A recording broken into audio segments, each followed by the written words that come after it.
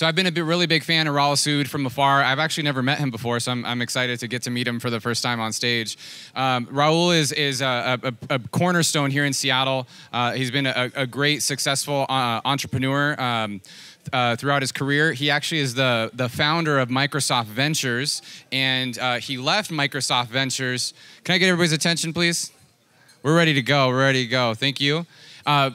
Right after this session, we're going to do another one of those networking breaks for 30 minutes. So yeah, like I was saying, you know, I've admired Rahul from afar. I never had the chance to meet him, so I'm really excited to talk to him now. Rahul is the founder and CEO of Unicorn. Before that, he was actually the creator of Microsoft Ventures, and I'm really excited for us to get to meet him and hear more about him. He's an accomplished entrepreneur here in Seattle, and often when I talk about successful token projects and like how to actually apply a token to an actual product, Unicorn is always the example I use. So with that, I'd like to welcome Rahul Sood.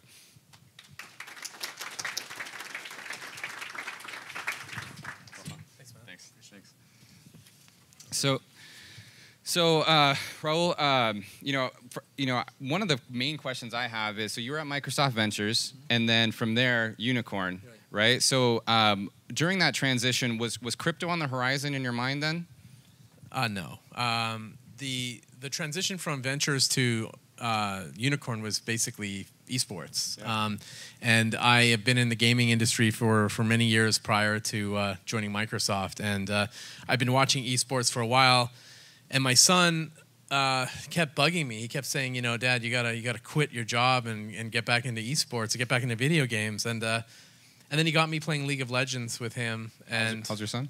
He was 15 at the time. He's now, you know, like 18. He's going to UW. He got a job as a data scientist at Microsoft. I mean, he's a freak. But he got me to quit my job and get into the space. Like he got me into League of Legends. I started watching some of the professional matches, and you know, seeing how many fans actually watch this sport. It's like the fastest growing sport in the world. Right, it's pretty interesting. So. Right, and you know, crypto has been pretty big in esports for a while, right? Yeah, so what's interesting about crypto and esports is you're talking about two of probably the hottest segments, I guess, for business, you know, two very hot sectors. But the cross-section of customers, people who watch and play esports, is very high with cross-section of customers for those who actually understand what a wallet is and how to trade crypto. Yeah. And we were surprised to learn that actually as we kept developing our business, that 70% of our customers were either interested in or were already trading Bitcoin and Ethereum. It's a really great market segment for what we do, and you know, when you combine the two together. I mean, look, I've spoken to lots of ICO projects in the past, I don't know, year or so. And most of them just don't have a customer base that's even like close to ready to start to trade crypto, like a retirement community, you know, with a token. I mean, it doesn't make sense, right?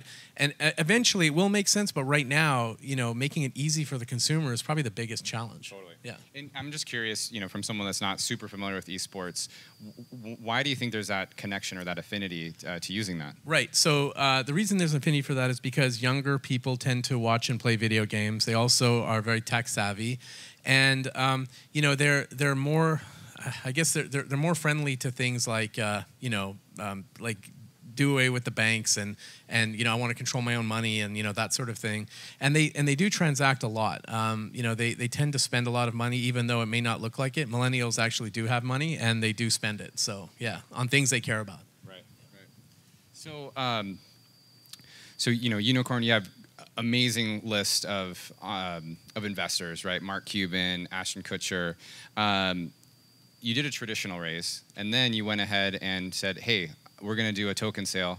Can you walk us through that? Sure. So, so just to give you some perspective, Unicorn raised $10 million in 2014, and we are we're a venture-backed esports platform, and our major business, I mean, besides all the content that we create, the tournaments we run, and like the team ownership and stuff like that, the major business we have is really betting.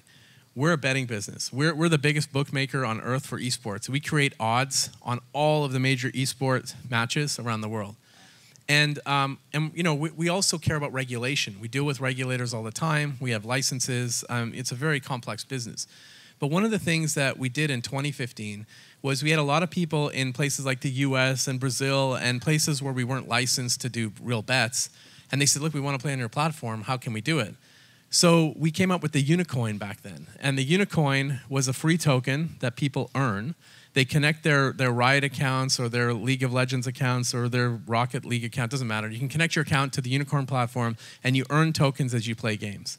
And what we do is we collect the data on like how they play games, and we start to create odds. Like we actually create our book on skill betting around the odds that we collect. And we get a massive amount of data from this. And then they can take those tokens and they can do whatever they want with them. They can bet with them. They can win prizes. They cannot trade them. They cannot sell them. They cannot transfer them. Like none of that. And we had no idea that the Unicoin would actually become popular. Like to be quite honest, we thought the Unicoin was just going to be a way for us to gauge new markets and think about where we want to get our next license. But we turned over like 250 million coins in 6 months. Yeah. And it was around 2016 we started to build on blockchain for the commerce side of our business. Yeah. And then, last year we said, wow, we got so many people using Unicoins, and they all want more, utility out of the coin. What can we do? And that's where we came up with Unicoin Gold. Yeah, and so to clarify for everybody, Unicoin is not a cryptocurrency, correct? It's called Unicoin Silver now, and it's not a cryptocurrency. But Unicoin Gold is. Yeah. And we sold, I don't know, around 140 million Unicoins last year, mostly to customers, which I guess is a good thing.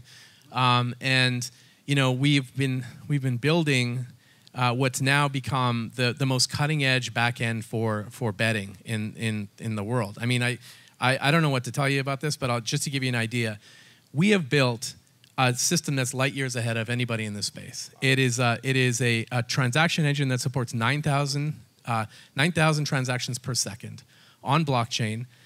It supports full live betting, multiple currencies, and multiple tax jurisdictions. And it's on blockchain. Like nobody has done this. So it'll support cryptocurrency and fiat currency. It's called Unicorn Jet. We just launched it with Unicoin Silver, and we're within 4 weeks of launching it with Unicoin Gold, and in around 19 countries around the world. So we'll have real usage, and like people will be driving a lot of betting through our platform, and it's all legal. The thing is, when we went to crypto, we didn't do it to dodge laws or skirt regulation. Regulators are here for a reason. 99% of the regulators are here to protect consumers. They're not here to stifle innovation. Like they shouldn't be. They should be here to enable innovation and protect consumers. And that is why we kind of went down this path of licensing and building a really good platform. Which, by the way, somebody had mentioned Malta earlier. I'm an opportunist, I guess, in that discussion, because the thing is, in the U.S., as much as I respect what the gentleman was saying, I get it. The problem is when you don't have clarity, you can't just go like you need regulatory certainty to do what we do. We are a highly regulated business in the gambling space. Oh my God, like waiting for the U.S. to come along and do something would mean that I'd be an old man before I actually launched a business. So we had to work in areas where regulators are friendly towards us, and that's why Malta was important as well. Yeah, I'd love to kind of touch a little bit deeper on that, right? So cryptocurrency, a lot of ambiguity, gambling. I know there's been some changes recently with gambling laws and so forth, so love to dive deeper in that. Sure. So, I can get specific on, a couple of those things. Look, crypto is very, how should I say it? It's a highly unregulated space. When you're a business like ours, in order to get a license, a gambling license, they go through everything. Like getting a license in Malta and the Isle of Man, especially Malta, is one of the hardest things you'll ever get. So they go through all the directors, they do due diligence on everybody, they check out our, police history and like all this other, random stuff. But one of the things they do, they also look at the token sale we did. And they want to know like the full KYC and AML systems we built. They want to see everything that we did. And then they randomly pick people and say, okay, who is this person? Who is this person? Who is this person? So we have the best KYC system. And we had to develop it ourselves because unfortunately, especially last year, nobody was doing it. Everybody was doing random token sales, and they were taking Ethereum anonymously in a wallet and then transferring people tokens without thinking about the legal ramifications around like the potential money laundering that's going on in that space. We had to do all of it. So, building AML and KYC is very important, especially in our business. Definitely. So, one of the things I believe I read about you in Malta is the Palladium. How do I say that? Palladium. Correct.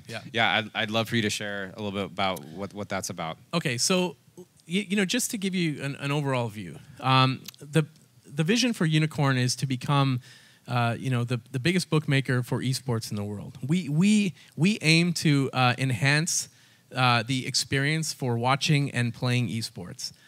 So we heighten that experience, and we do that with betting. And at some point in time, we'll probably look at taking some of our platform and putting it into traditional sports. But here's the challenge with crypto, and this is where Palladium came in. There are three big problems with this space. Number one, you need a government that will give you regulatory certainty as a company and what you're doing, and be able to give you a sandbox in which to play in where you know what the regulations are and you know that you're not breaking the law. That's number one. Number two, we need banks to be able to support and embrace the space and make it easy for companies like us to be able to bank our crypto. Like, oh my God, we collected, I don't know, 112,000 Ethereum last year, some Bitcoin. It went up to like $100 million at one point. Then it was down to whatever, 60 million or something. And I don't know what it is today. But just banking it and dealing with having to take the crypto and turning it into fiat is a bit of a nightmare. And then last thing is, you need it to be easy for consumers. Now imagine today, I'm just going to give you an example from my company. A customer, in order to bet on our platform with Unicoin Gold, they first have to go to Coinbase. They have to buy Bitcoin. They have to take that Bitcoin, then they have to go to like Bittrex. Then they have to go to Bittrex and say, hey, here's my Bitcoin, I want to transfer that to UKG. Then they take that UKG and then they bring it on another wallet and put it on our platform. I mean, it's the stupidest, like no way in hell we're ever going to get any customers using this platform and being happy about it. So what we want is we want customers to be able to swipe a credit card on our site, be able to buy the Unicoins right away, and be able to bet and use it in all of the offerings that we have on our platform, just like that. But we don't want to be a money services business. We're not a money transmitter. We don't want to have any of that crap around with it. And that was the whole point of the Palladium project. Palladium is based in Malta. We're doing a joint venture with Bittrex, who, by the way, Bittrex is probably they are the most legit exchange on earth. I don't know if any of you know them, but I can tell you right now, they're based in Bellevue. They are the largest in volume, audited volume. They're the only exchange that actually gets their volumes audited by an external auditor. This company went, they're really legit. This company went from 4 employees last year to something like 70 employees now. They are the fastest growing. They're probably one of the fastest growing companies on earth, and they're the biggest user of Azure, like the biggest Microsoft fintech user on Azure in the world. Now, how many of you know what BizSpark is? Yeah. Imagine these guys, when they got on BizSpark, Microsoft gave them a $300,000 credit, and they're all high-fiving each other. And now they're blowing through, like more Azure than Bank of America is, for example. It's amazing, and it's a really cool startup story, and it's all based in Seattle. But anyways, Palladium is partnered with those guys. Excellent, excellent. So I think there's going to be a lot of questions for Rahul, so I wanted to actually open it up for questions a little bit earlier. Does anybody have a question? If not, I can keep going with some of my questions. Anybody have a question for Rahul? No? All right. Sorry, so we're talking about these consumer experiences. Obviously your experience at Microsoft Ventures. I know you advise a few startups as well. What do you see when you're talking to these startups, or what's some advice that you can give to people who are looking to create their unicorn? Not the way you spell it, like their unicorn. Their actual unicorn. Yeah. Well, the one thing that I found that lately is everybody wants to go out and create a coin and do an ICO. Yeah. And it's probably like the last thing you should do, to be honest with you. Like I think the idea of a token, I think the tokenized securities is the future. I think the security token is definitely the future, and doing a like a crowd sale, or some sort of crowd raise or something makes sense if you're giving equity or you're giving a warrant or something like that. We actually did a full-on prospectus with Palladium, and it got approved in Europe. So it's going to be the first tokenized security in Europe. But here's the problem with the tokens, the ICOs. People were doing ICOs for the wrong reasons. They're doing it to raise money. And when you do that, you're basically selling a security, number one. And number two, when you're doing an ICO with a utility token, you're basically promising that you're going to have a user base using this token. And that's a challenge. So you really need to go out and build something first. So the best advice I say is go out and build a platform first. go out and build a token economy around that platform if there is one, if it's a necessity. And then if it is, then it makes sense to build a token, then great, it does. But you really need to sort of ask yourself, like, is there an application for blockchain, number one, and what is it? And number two, do I really need a token? And you know, in most cases, you probably don't need a token, but blockchain can be applied in a number of different ways. Definitely. Like, yeah, does this product actually need something to facilitate that value? That kind of leads me to my next question, actually. So, so I'm super fascinated by the fact that you had the Unicoin, and then now it's silver and gold. How do you reconcile that? How do you reconcile the coin the coin that's not crypto with the actual crypto as a user? Or for the user, sorry. Yeah, for the user, it's really easy, actually. You know, we actually built our platform so it's user-friendly and the blockchain's in the background, which is really strange in this space. How many of you tried Augur? Probably, no, okay, you have. It is horrible, right? I mean, it takes 2 hours to download it, and you're like, what the hell is this thing, you know? And these guys raised, I don't know how many billions last year, what they're worth, but it's 150 million, is that right? At least 100, yeah. Okay, yeah, it's stupid. I mean, really, it is. Like they raised a lot of money, and it's really hard to use. It's impossible.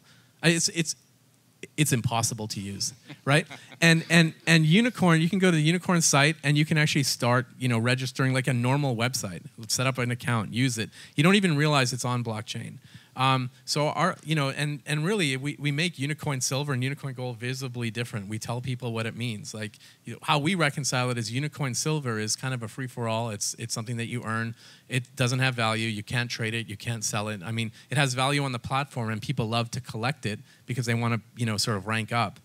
And Unicoin Gold, while that's pretty, you know, that's a different story when it comes to accounting on crypto. That's another huge problem that needs to be solved. We're working with an accounting firm in San Francisco who specializes in crypto accounting, because imagine the sort of mark-to-market accounting we have to do when somebody makes a transaction with Unicoin Gold in our platform. Not only do we have to account for the Ethereum that we collected during the token sale and the value fluctuations and when we sell it, but every time somebody places a transaction with Unicoin Gold on our platform, we have to account for that too. So that's really hard to do, but we do it. Yeah. So, you know, you raised traditional venture, you did a token sale. On your next company, or whether if you need to raise again, are you going to do a token sale, or are you going to raise venture? Right. So our next round for Unicorn is going to be you know, this is really interesting. Like we were talking about going public at some point, and we have a goal as to when we can go public once our revenue gets to a certain stage. It's within 12 months. We started to look at different exchanges. We looked at the Australian Stock Exchange, which is interesting because Australia, there's no small cap stocks. So everyone trades on the same exchange, and the volume is like the third highest in the world. We looked at the NASDAQ, which is interesting. Then I started talking to Bill at Bittrex, and he says, like, why? And I said, what do you mean? And he says, well, you're a blockchain company. Why wouldn't you be one of the first blockchain startups to list a token, right? And to tokenize your equity. And so we thought about it, and we're like, yeah, you know, we're going to create Unicoin Palladium on the Palladium platform, which is going to be a security exchange. And we will list our tokens on an exchange, and it'll be ring-fenced with other exchanges that are security-approved exchanges. So there's probably some questions as to how a security exchange will work. I have that question. Yeah, sure. The way I see it happening is this. You know, the problem with tokens is whatever you have, whether it's a utility token or a security token, the technology doesn't know the difference, right? Like if I trade you a security, you could take that token and put it on a wallet and trade it on EtherDelta potentially, which would really blow things up. So what has to happen is the exchange that sets up a security exchange is going to have to ring fence it and lock the wallets. So you can't actually remove the token from the exchange, but you can trade it on the exchange. And I think that's how it's going to work, and I think that's where it'll go kind of in the future. Interesting. All right. Does anybody have any questions out there? Is everybody just in awe like me? What's going on? Go ahead.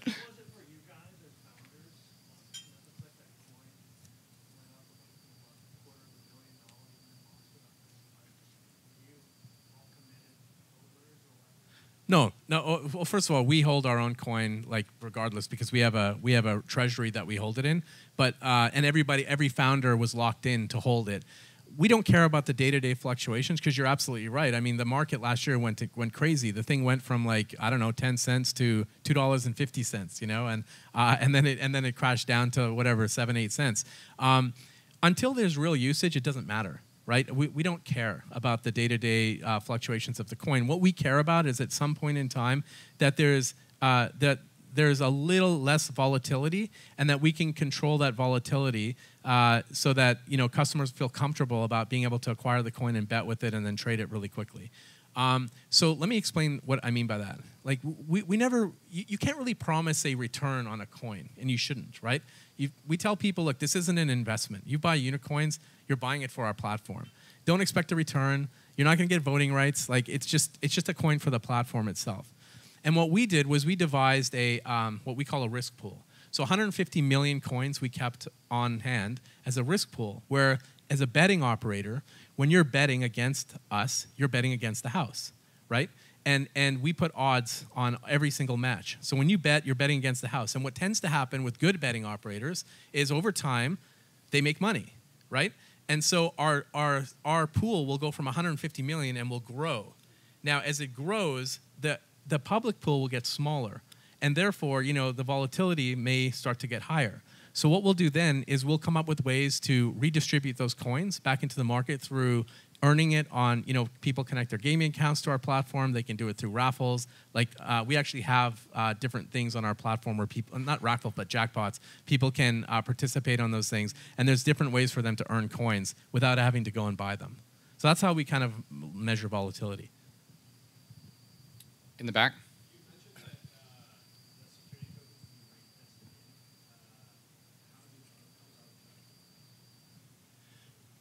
So I mean, look, you can't. You'll have arbitrage on network of exchanges that are security token exchanges and that are approved by the major exchange that we're working with. So you're asking, like, how do people arbitrage a security on multiple exchanges? If that exchange doesn't support that security, you won't have access to it. You'll have to get on the exchange and you'll have to be allowed to trade it. That's kind of the problem with tokens, to be honest, that anybody can list it, anybody can do whatever they want with it. I won't name the exchange, but one of the largest exchanges in the world has our tokens on it. And there was like a few weeks ago, the thing was trading massive volume, and we had no idea what was going on, but it was basically fake volume. Like we know it had to be fake volume because we know what our transactions are on our platform, and it was weird. And when people start manipulating coins like that, it's bad because it makes us look bad.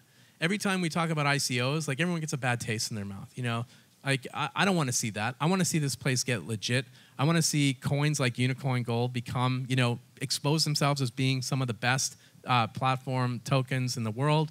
And I want to start to see crypto becoming more recognized as, yes, this is actually a great place to invest. So, yeah. I just want to follow up on that. So what did you do in that scenario where there was that volatility? We called them up. And we said, guys, like, what the hell, right? And then when we called them on it, they somehow magically it stopped, right?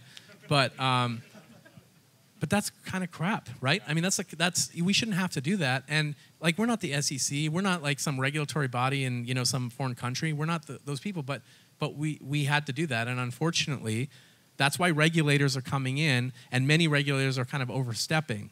They're going a little bit too far to the like let's tighten the screws on these guys versus let's try and figure this space out and create an environment that's comfortable.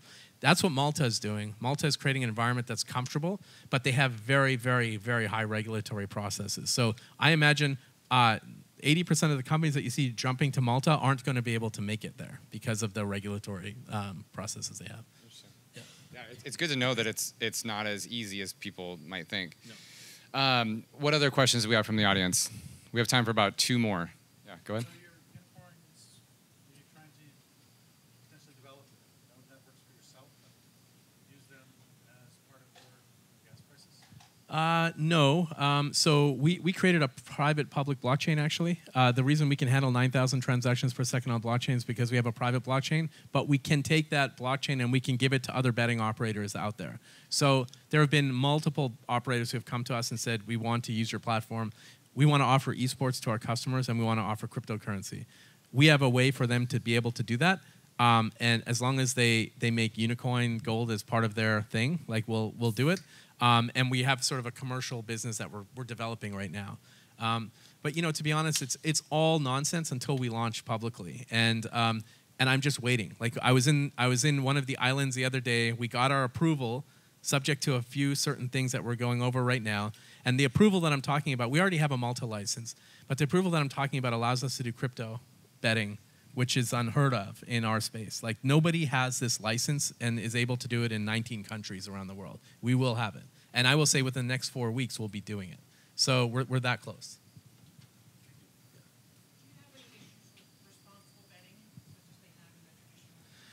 Well, we have to deal with responsible betting, and have to is kind of like we want to. And what responsible betting is basically when somebody is betting too much, they have, the whole point of blockchain for us is to make it very transparent to the customer.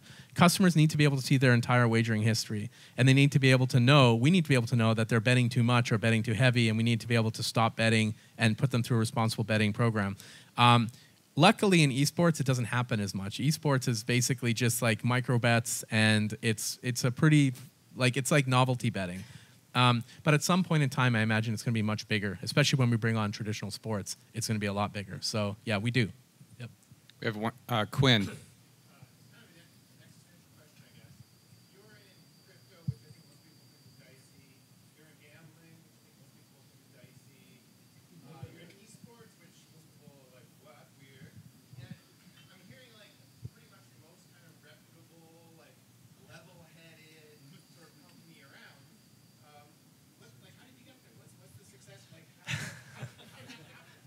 Yeah, it's a really good question. It's actually a great question. We're already in a highly regulated space with gambling. I like to play video games, and I like to bet on sports. Like, I'll watch the Seahawks, but if I place a $100 bet on the Seahawks, I'll watch it from beginning to end. And, my partner is Carl from Australia. If you ever meet Carl from Australia, you'll know, what kind of person he is. If you ever met anybody from Australia, you know what an Australian is like. Carl is like that guy. He loves to bet. He bets on everything that he can possibly bet on, and he kind of inspired me to to look at it as a new space. But the question that you're asking is such a good question because the space needs legitimacy, and we need more companies like ours who are looking at this as these are real businesses. Look, man. Gambling is a multi-billion-dollar business. It just got approved in the U.S. with the PASPA laws being lifted, and now you'll see online gambling in multiple states. We're partnered with the MGM Grand. Every week we run casino tournaments inside their casino, esports tournaments, and we were the first company to be allowed to bring a cryptocurrency onto the Las Vegas Strip. We're working with regulators to get them to see the light in this space. So that's the gambling side. On the crypto side, it's the same story. 95% of the coins that came out last year are all shit.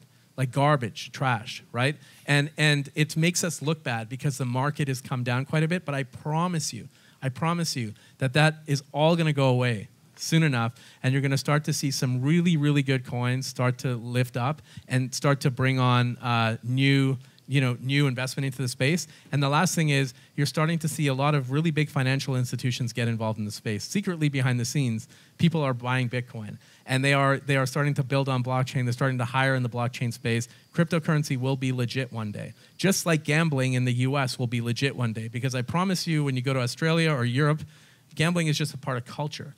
And here, people were told that it's bad unless you go inside a casino.